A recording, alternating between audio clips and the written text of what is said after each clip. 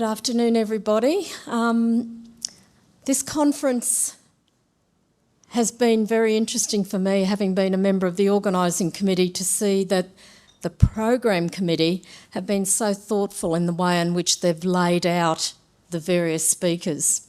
I don't think there could have been a more appropriate timing to have our session preceded by Zaina's, because we are immersed in the issue of conflict of interest.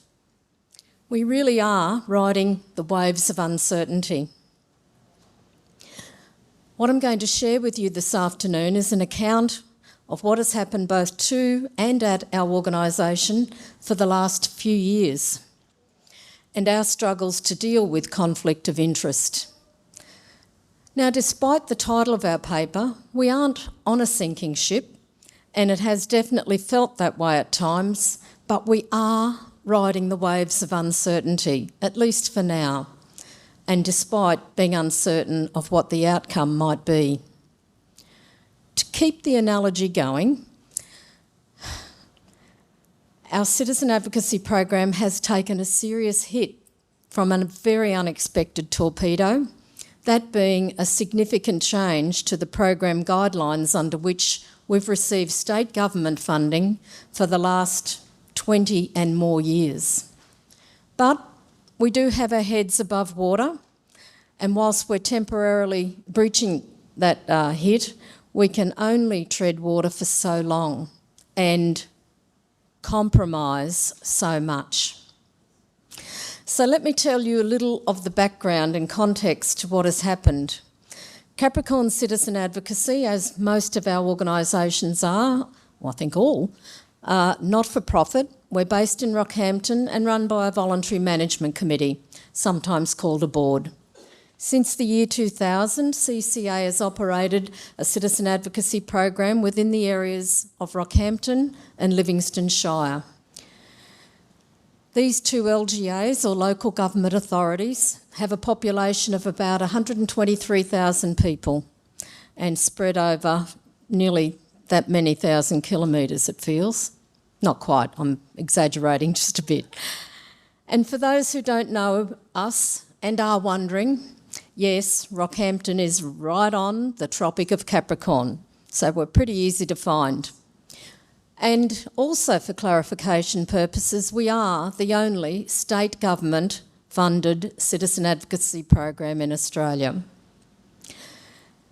Strong relationships have always been shown to be the strongest safeguard for protecting the very life of a person with an intellectual or cognitive impairment. Otherwise, such a person without a strong sense of consequence and perhaps living within the confines of a service system is completely exposed to the vagaries of that system and its ever-changing policies, agendas and identities.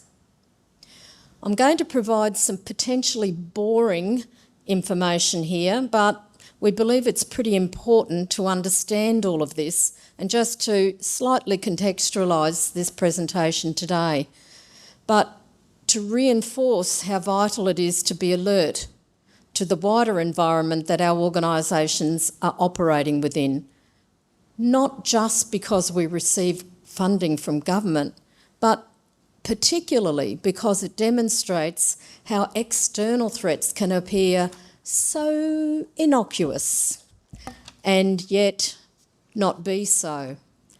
And in fact, they can actually pretend to be quite beneficial, yet have a particularly cruel impact when all is said and done. Bear with me as I explain a couple of things. The National Disability Strategy of 2010 to 2020, the original strategy, was a 10-year national plan for improving the life experiences of Australians with disabilities, their families and carers. It sought to foster an inclusive society that enables people with disability to fulfil their potential as equal citizens. It was endorsed by the Council of Australian Governments in February 2011. It was the first time that all levels of government in Australia committed to a unified national approach to building inclusion for people with disabilities, their families and carers, and to providing leadership for a community-wide shift in attitudes. It's sounding pretty darn good, I think. The strategy was set to expire in 2020 and to be replaced with a new strategy, but like so many things, the impact of COVID-19 delayed the development of the new strategy. The Commonwealth Government and state, territory and local governments all remain committed to the development of this new strategy and signed a statement of continued commitment in which they agreed to continue their efforts in implementing the principles of the current strategy until the new strategy was released, and to upholding the United Nations Convention on the Rights of People with Disabilities. Second key point. Australia's next disability strategy, 2021 to 2031, which has now replaced the original strategy, was launched on the 3rd of December 2021. Each state and territory government has their own disability plans, and many local governments also have their own disability plans in place. This strategy recognises that advocacy helps safeguard people's rights and overcome barriers to their inclusion and participation in the community. Still sounding pretty reasonable. On the 30th of December 2019, the former Disability Reform Council agreed that funding of independent disability advocacy is a responsibility to be shared by jurisdictions. So it's not just a federal government responsibility or not just a state government responsibility. The National Disability Advocacy Framework, NDIS, love the acronyms, confirms each jurisdiction's shared commitment to disability advocacy, and the Commonwealth has been working closely with the states and territories to draft the new NDIS.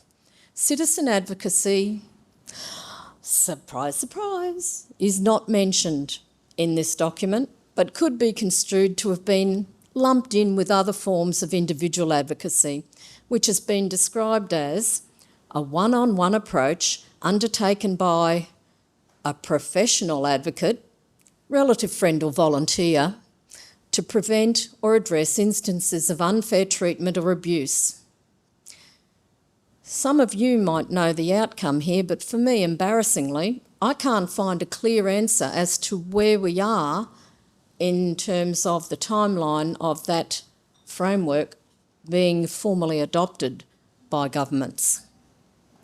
Since the National Disability Advocacy Framework was released in 2012, there have been many significant milestones along the way, and some of these will be familiar to you, some may not. There have been trials of the National Disability Insurance Scheme, that four-letter word. That started back in 2013. It really has, unfortunately, been a massive influence on the advocacy landscape. As much as we push against that, it's a reality. Consultation on the National Disability Advocacy Framework back in 2015, the rollout of the NDIS in 2016, establishment of the NDIS Quality and excuse me, I choke on that word, Safeguards Commission back in 2017.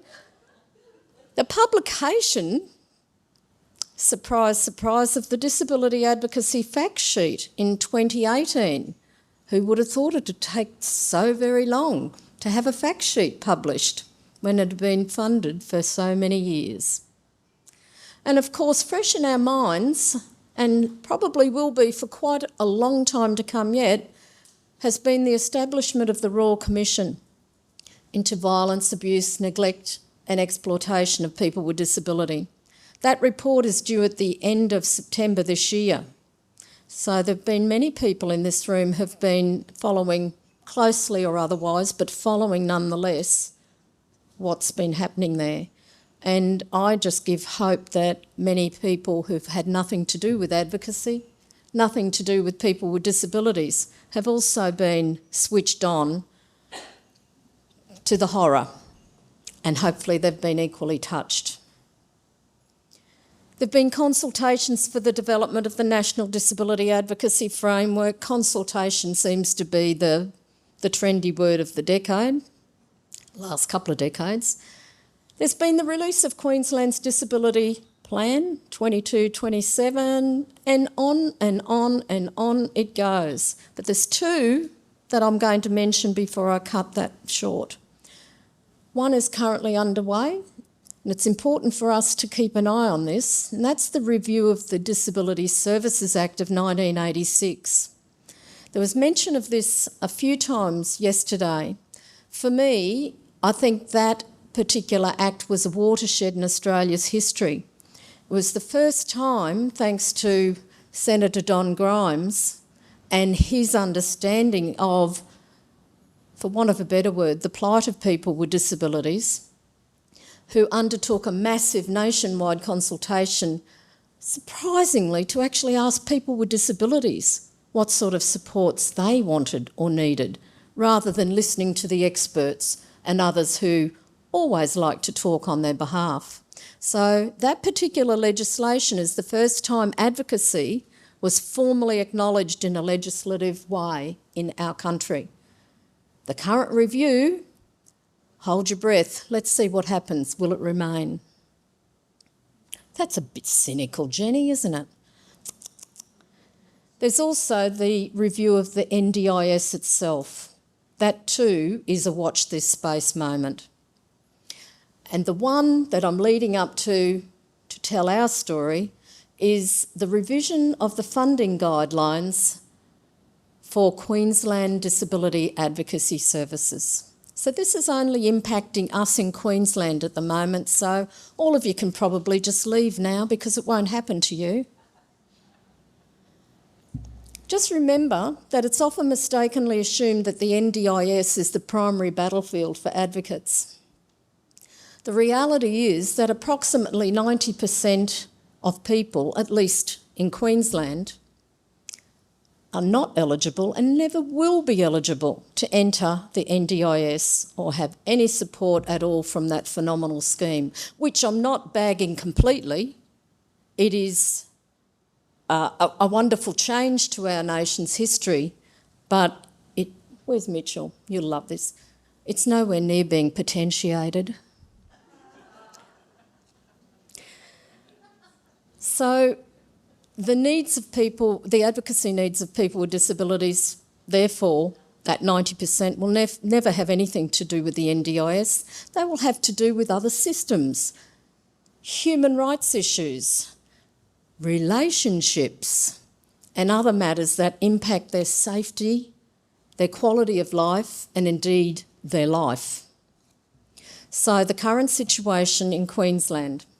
Since the reallocation of Queensland's disability advocacy funding in July 2021, Queensland disability advocacy organisations have struggled even more to meet the demand for advocacy assistance. One tiny little stat might sound, pretty much a drop in the ocean, but to us it's important. During the period January 1, 2022 to 31st of May 2022, a mere 5 months, as best we can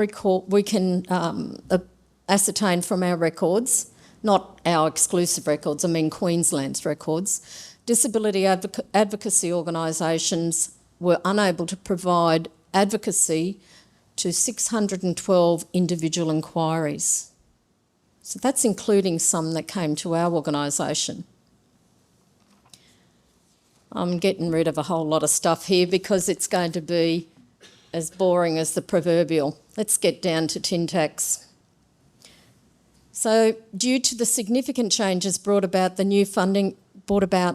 the new funding arrangements under the recently established Queensland Disability Advocacy Program, our organisation, Capricorn Citizen Advocacy, lovingly known as CCA, has recently had to create an additional issues-based, it's sticking in my throat to say this, individual advocacy service, which we've called Vantage Point, simply to retain some Queensland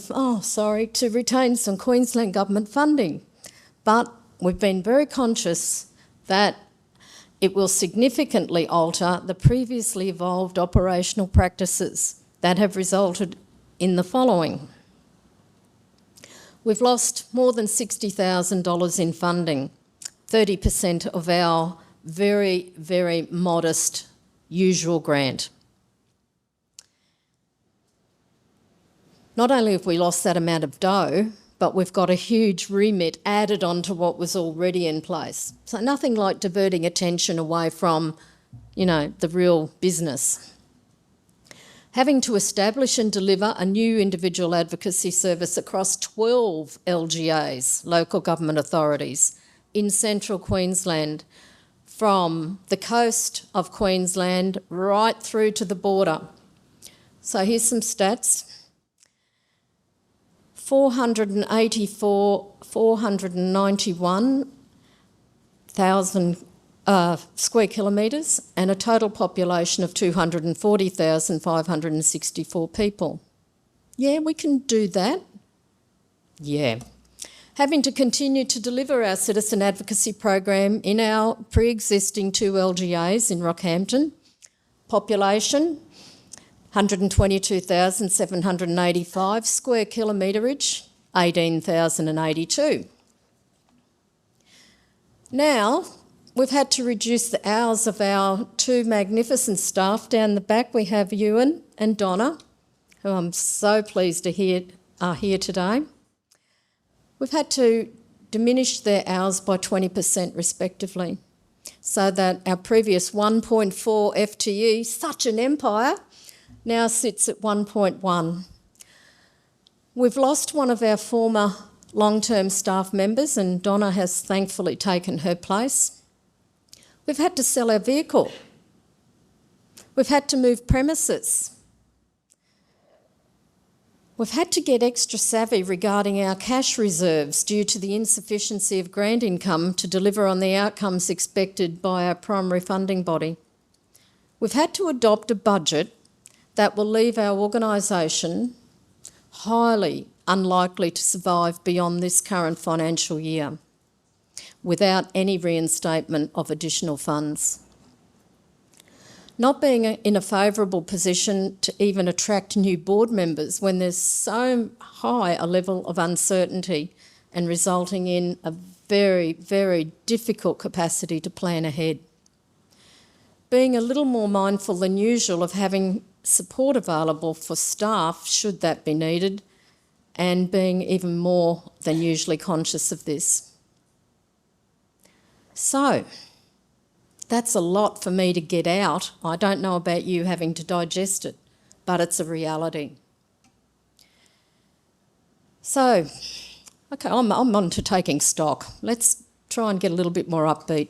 What have we done? Well, first of all, we've given thanks for the saving graces of the safeguards that we did actually think about long ago when we were establishing our program. We put those in place to protect the integrity of the organisation, but particularly the purpose, so that we're not side-railed by others with vested interests in CCA becoming something else or doing something else. So we particularly are referring to our constitution and our management committee composition, attempting to avoid conflict of interest, but it's come into land anyway. The situation is one where board leadership is critical. The management committee carries the load of influencing whatever is beyond our control, direct control. The management committee must be made up of people with a very strong commitment to citizen advocacy as something worth fighting for. And I'm very confident that that is the case with our current management committee. We must understand citizen advocacy well, embrace and commit to protecting it. The opportunities that we've had to learn from people with disabilities who are currently and previously on our board, and the informal support that they give to us as other management committee members, as well as the support they give to advocates and proteges, we see that as a really valuable asset. And we must be keen to learn more about the lives of people with disabilities and how citizen advocacy can contribute to resolving issues and to live safer, more satisfying lives, and dare we wish, the good life. So how have we responded so far? We've delayed monitoring our operational plan not good practice in any circumstances, but we've had so many things that we've had to really operate on the fly. We've needed to rally the troops, we've engaged regularly with media, we've made sure that we're upholding all of our legislative requirements because we feel that that would be a very obvious chink in our armour that could be our last hurrah. Very importantly, we're listening to the wisdom of our allies. We've kept our allies informed of our situation and many other people. At the moment, we're looking at conducting a new strategic planning process and, sadly, developing an exit plan for what might happen ahead.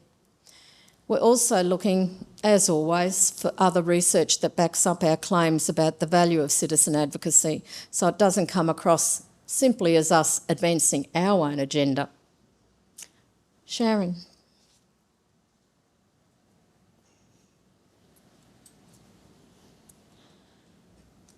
So our feelings have waxed and waned during this time of change from within the board and the staff. So sometimes having the attitude of, well, we'll just keep our head down and it won't get chopped off, she'll be right, mate, we'll get through, funding will come from somewhere. Sometimes we just felt that we were frozen in fear of what the future might look like, in particular for our advocates and proteges. What would that mean? How would we cater for their needs in an ongoing way if there wasn't a program? And other times it's sort of like, well, let's get out of this ship before it goes down. Do you stay on a board when it looks so hopeless? Fortunately, we were a bit too scared to engage in too much D&M or navel gazing and kept to practical issues, keeping our focus on, well, how could we change or what things could we move on? Who can we bring on board? And then thinking, well, why wouldn't they fund us? We're such a small amount of dollars in a bigger bucket. And we've had such a good track record with meeting all our fiscal needs and meeting other requirements. But we also are well aware that bureaucracy is very fickle and is swayed by what's new and shiny or popular for the voting agenda, and also will go whatever the biggest squeaky wheel is. We even sort of had thoughts of, well, maybe others are right, maybe CA is no longer viable in these times of unrestrained individualism and that greater mobility of people not sort of staying in locales as long. So we kept our focus on the interpersonal identification. Having a strong heart knowledge of vulnerability was a bit like a rudder to help steer us through our decision making for programmatic and non-programmatic issues. It was a good strength of our board that we have a number of our board members who are advocates, so able to represent that component as well in our decision making. The focusing on people's stories helped us realise that what has happened through our program lives on in the advocates and the proteges.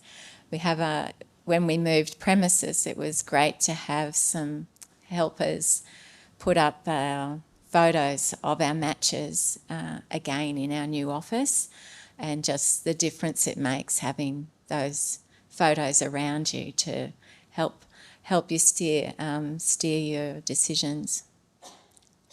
We also had that strong focus in trying to make sure that our board members participated in SRV training, but also in our get-togethers with advocates, trying to maintain those focuses. We were well aware of the seduction of other models. their boats may look like they're smooth sailing, and why wouldn't we jump over to them? But they weren't actually, lifting drowning people onto dry ground. So there's always that existence of fads and counterfeits. And something big that I've seen in my own training and work, there's no need so much for advocacy when, society's embracing neurodiversity, which could be just inclusion by another name. We looked into the independent paid advocate funding, which we've had to take on with Vantage Point in some respects. It can be counted, it can be monitored. It's not as hard. It's more well known. So when you're talking to people, people seem to understand that better than citizen advocacy. The other models of friendship models or volunteer models, all are sirens. Yep. Calling us to be dashed on rocks. Just feeling that you have to run into the arms of service land as well. And so we have been able to avoid that, which is great. And we weren't, that wasn't even on our radar to do, but when thinking of this conference, we sort of realised that we haven't sought that as an option. A handout or a hand up. It's often said that, Aussies don't really like a handout. I'm not going to, take a handout. So we turn that to be, getting a hand up. And we're very fortunate that within the community, people were able to offer us support, whether it be by coming to rallies, by making posts on Facebook to support us, and just being there at events when they could. But even to the people who've provided us our new premises at much reduced rate, has enabled us to continue. We knew we had to stay lean, but not be mean. So that was foremost in our minds, thinking of our staff. How could we, cut corners? We used the passing ratings as well to help us when looking at what was most worthwhile, and that was maintaining our relevance rather than being too worried about our, the physical setting and things like that. We used CAPE as our compass and the 4 main lighthouses around program independence, clarity of staff function, program continuity and stability, and fund-related issues. We knew we were making compromises, but have tried to make our best to keep those lighthouses in our sights rather than blurring our vision, because we don't want to run aground. Back to Jenny. So it's grim, but what opportunities might there be? Some of them that we've identified include that review of the Disability Services Act. We're really interested in hearing what the recommendations from the Disability Royal Commission might be, particularly if we look at some of the recommendations from the Aged Care Royal Commission, including a monumental increase in advocacy in that particular area. Of course, the review of the NDIS, who knows what might happen there. We're looking at forging new alliances. And for my part, I want to find all the rich people in the world and do a bit of schmoozing. Dreaming big. If we had the opportunity, what would make our CA office better, apart from getting back to tours? We'd discontinue Vantage Point tomorrow. That would be a no-brainer. We'd really like to have separate funding for a role that can help the board to better address those non-programmatic issues that seem to just suck you dry. Funding for more admin hours to encompass tasks that may actually ordinarily be undertaken by an assistant coordinator. So developing our admin staff's capacity to contribute directly to the program. More training opportunities for staff, board and our citizen advocates and our advocate associates. Better engagement with our members and our advocate associates and our citizen advocates, all our allies. And we haven't really come to any conclusions about this one yet, but we are starting to dream a little bit about separate income streams. What that may look like, goodness only knows. Where would that line be drawn for us? We've already compromised incredibly. Where's that line that we won't cross? A couple of thoughts that come to mind include having branches in other communities. Rather, we'd help other communities to establish their own programs, just as we've offered at this conference.